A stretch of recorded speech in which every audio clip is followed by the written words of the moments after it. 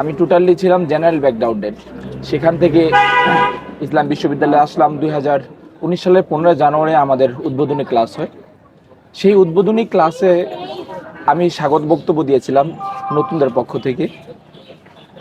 তখন পুরো ডিপার্টমেন্টে একটা আলোড়ন সৃষ্টি হয়ে যায় যে আমাদের থিওলজি ফ্যাকাল্টিতে একজন স্টুডেন্ট ভর্তি হয়েছে যে জেনারেল ব্যাকগ্রাউন্ড, এবং সে আজকে এই নভেম্বর অনুষ্ঠানে বক্তব্য দিচ্ছে।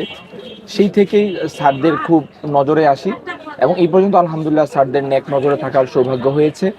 দেখতে দেখতে 2019-এর পর থেকে 2025 দেখতে দেখতে প্রায় 6টি বছর কেটে গেছে।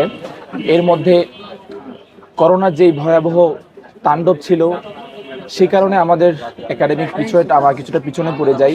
তাও ডিপার্টমেন্টের অতন্ত্র প্রচেষ্টায় আমাদের যে সেশন জট থেকে আলহামদুলিল্লাহ আমরা একটা মুক্তি পেয়েছি। দাওয়া বলতে গেলে দাওয়া ডিপার্টমেন্ট এমন একটি ডিপার্টমেন্ট যেটা সারা বিশ্বে এর কদর রয়েছে, এর গুরুত্ব রয়েছে।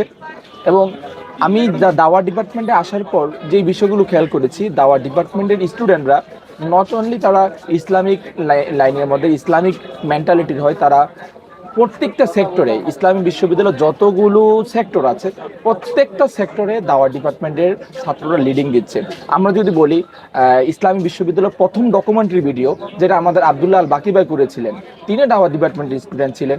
এবং আমরা যদি দেখি তারুণ্য বলি, বাঁধন বলি, তারপর হচ্ছে সিআরসি বলি, আরও যত সমাজ কল্যাণমূলক যে প্রতিষ্ঠানগুলো আছে প্রত্যেকটা লিডিং পর্যায়ে ছিল আমাদের দাওয়া ডিপার্টমেন্টের স্টুডেন্টরা। সিআরসি যদি কেউ বলে তো সিআরসিকে বলতে হবে যে দাওয়া ডিপার্টমেন্টের একটা অঙ্গ সংস্থান, কারণ সিআরসিতে যেই যারা কাজ করছে তাদের অধিকাংশ হচ্ছে আমাদের দাওয়া ডিপার্টমেন্টের, যারা রুট লেভেলের স্টুডেন্ট বাচ্চাদের নিয়ে কাজ করে। সুতরাং দাওয়া ডিপার্টমেন্টে আসার পর আমাদের যে একটা হেজিটেশন ছিল, একটা অনিশ্চয়তা কাজ করতেছিল ভবিষ্যতে কোথায় যাব, আলহামদুলিল্লাহ দাওয়া ডিপার্টমেন্ট একটা ইন্টারন্যাশনাল লেভেলের ডিপার্টমেন্ট। আমি দাওয়া ডিপার্টমেন্টে পড়াশোনা করেছি, but still now I am working as a coordinator in Islamic and English medium school.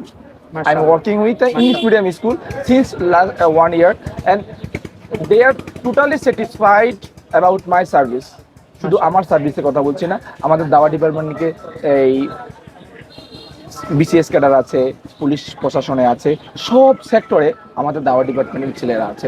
শুধু দাওয়া ডিপার্টমেন্টে বলবো না, ইসলামী বিশ্ববিদ্যালয়ের শিক্ষার্থীরা সারা পৃথিবী, নট অনলি বাংলাদেশ, সারা বিশ্বে তারা ইসলাম বিশ্ববিদ্যালয় নামকে আরো বেশি আলোড়িত করছে। ইনশাল্লাহ ভবিষ্যতে এই ধারাবাহিকতা বজায় থাকবে বলে আমি বিশ্বাস করি। মাশাআল্লাহ। সেক্ষেত্রে আপনি ছোট ভাই হয়তো যারা এখনো ক্যাম্পাসে আসেনি, থিওলজিতে ভর্তি হতে চায়, তাদের জন্য যদি কিছু দুটো কথা বলতেন। তাদের জন্য বলবো যে আমরা কোরআন এবং হাদিস সম্পর্কে যারা, যেহেতু এটা ইসলামিক ব্যাকগ্রাউন্ড, ইসলামিক অনুষদ, থিওলজি অনুষদ, তারা অনেকেই কোরআন এবং হাদিস ডিপার্টমেন্টের কথাটা জানে, বেসিক্যালি দাওয়া ডিপার্টমেন্ট সম্পর্কে তারা জানে না। তারা একটা অনিশ্চয়তার ভোগে, মানে দাওয়া ডিপার্টমেন্ট কি এটা নিয়ে অনেক হাস্যরসিকতা হয়। দাওয়া মানে তারা মনে করে যে ইউনানি দাওয়াখানা আছে, ওই টাইপের একটা কিছু মনে করে।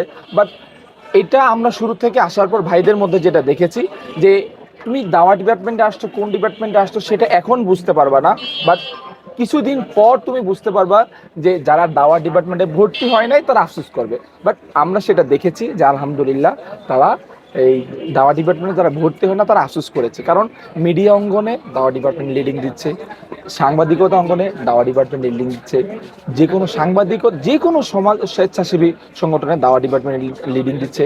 সেভ ইউথ নামে একটা সংগঠন ছিল যেটা অনেক মানে পপুলার একটা সংগঠন, সেই সংগঠনের লিডিংয়ে আমি ছিলাম। মানে অনেকেই দাওয়া ডিপার্টমেন্টকে লিডিং দিচ্ছে। সুতরাং যারা আসতে চায়, দাওয়া যেন অনেকের শেষ পছন্দ থাকে, আমি প্রত্যাশা করব দাওয়া যেন তোমাদের প্রথম চয়েস থাকে ইনশাআল্লাহ। মাশাআল্লাহ। আমাকে কেউ কোনোদিন র্যাগ দিতে পারে নাই।